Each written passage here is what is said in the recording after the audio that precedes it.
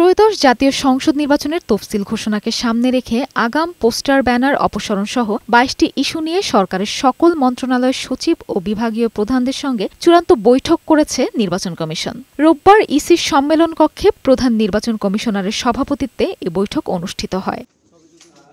আগামী ২ থেকে আড়াই মাসের মধ্যে ত্রয়োদশ জাতীয় সংসদ নির্বাচন ও গণভোট অনুষ্ঠিত হবে বলে জানিয়েছেন নির্বাচন কমিশনের সিনিয়র সচিব আক্তার আহমেদ। এ সময় মক ভোটিংয়ের পর কিছু চ্যালেঞ্জ এখনও রয়েছে, তাই আগামী নির্বাচনে বুথ বাড়ালেও কেন্দ্র বাড়ানোর প্রয়োজন হবে না বলে জানান তিনি।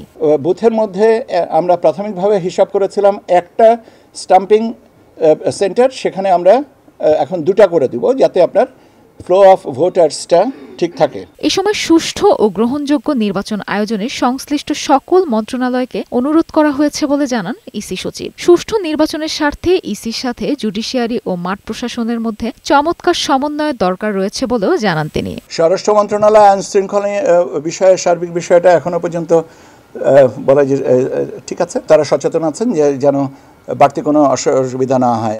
নির্বাচন কমিশন, মাঠ প্রশাসন, জুডিশিয়ারি, এদের এই 3টার ভিতরে সমন্বয়টা খুব জরুরি। প্রবাসীদের জন্য বানানো ভোটার অ্যাপস এখন পর্যন্ত 2,10,000-এর বেশি জন ডাউনলোড করেছে উল্লেখ করেন তিনি। জানান এই অ্যাপ এখন পর্যন্ত নিবন্ধন করেছে 1 লাখের বেশি মানুষ।